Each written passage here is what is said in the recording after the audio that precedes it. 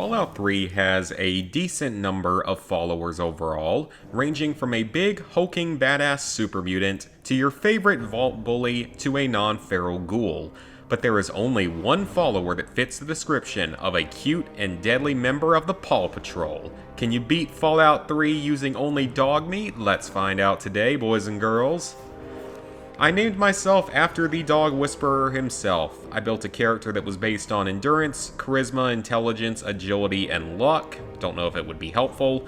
Killing the rad roach is required on console, but I've discussed this before, and I picked speech, medicine, and lockpick for my tag skills. I gave Butch my BB gun, trapped the Overseer's guard behind an unlocked door, and successfully escaped the vault. I passed a 26% speech check on my first try, disarmed the bomb, drank some bong water, and agreed to head to the minefield with a very different goal in mind. After failing to find the hidden rock for a good 5 minutes, I was assaulted by a pair of mole rats, as well as dog, not Dogmeat, and reached the junkyard. Dogmeat wasn't there at first, so I had to wander around for a few minutes to get him to spawn in. So now I can officially explain the rules of this run. It's pretty self-explanatory. I can't attack enemies, only Dogmeat can. I know I let Butch kill the roaches back in the vault, but that's completely optional. I reached the minefield, broke into Moriarty's saloon and terminal, and then continued along the main quest line. While Dogmeat isn't the most effective follower in the game, he actually does quite a bit better than I expected, killing this mutant with relative ease and very little damage taken. Actually, he's better than okay. He fights super mutants better than a bunch of military descendants with power armor and laser rifles. Big Chungus arrives on the battlefield, but Dogmeat manages to kill him almost single-handedly, so like I said, surprisingly effective. The Super Duper Mart had a buy 0, get 1 free sale on rad scorpions, some food was liberated, I put on my moon shoes to avoid dying from a fall off the Megaton scaffolding. Any of you guys ever have those? I didn't. Parents didn't allow it. And headed straight for Rivet City.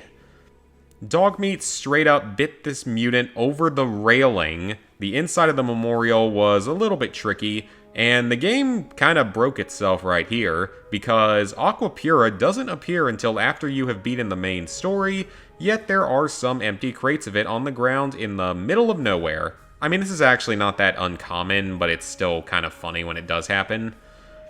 Dogmeat snacked on a couple of mole rats. I entered Tranquility Lane. I had no choice but to use the failsafe on this run, and if you happen to be curious, here are my stats upon hitting level 6. A couple of mole rats invited me over for a threesome, but thankfully Daddy Todd Howard was there to protect me. I swung by Vault 101 to retrieve my puppy brother. Dad's tasks are as pointless as ever, and then Animal Control arrives to cause a bit of a ruckus. The tunnel section plays pretty much normally. We reach the Citadel, it's pitch black outside, and we conclude the first stream.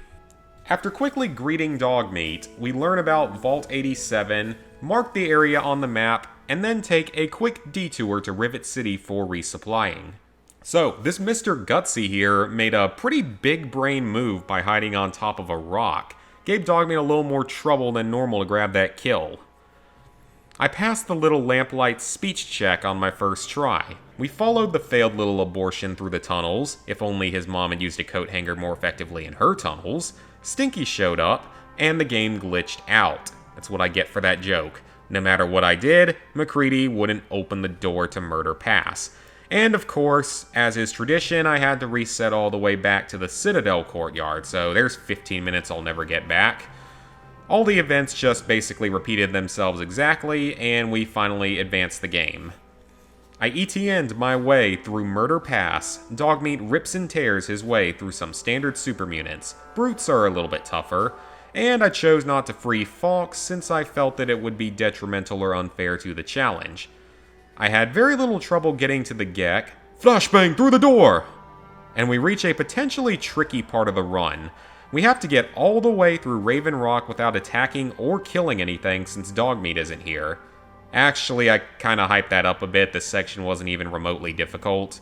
I made Eden blow up the base, made a rather quick escape, retrieve Dogmeat one last time, and now we head off to the final battle.